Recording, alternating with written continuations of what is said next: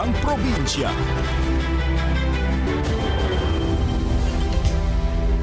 Lightmates, mas pinalawak po ng DNR, Provincial Government ng Bataan at Aboitiz Power ang hektaryang taniman ng mangrove sa Orani sa Bataan. Nilagdaan ng Memorandum of Agreement ni Environment Secretary Rafael Utilla, Bataan 3rd District Representative Gila Garcia, Orani Municipal Mayor Antonio Arizapa Jr., GN Power Mariveles at GN Power Dinginin President and CEO Aldo Ramos at kinatawan mula po sa Tubo-Tubo Fisher Folk Association.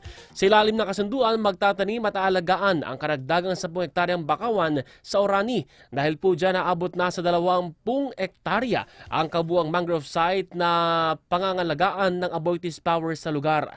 Ang proyekto po ay bahagi ng Project Transform o Transdisciplinary Approach for Resilience and Environmental Sustainability through Multi-Stakeholder Engagement ng DNR. Bukod po sa tirahan ng mga lamang dagat, malaking tulong ang bakawan laban sa baha at daluyang maging sa pag-absorb ng carbon dioxide na nakatutulong sa paglaban sa climate change.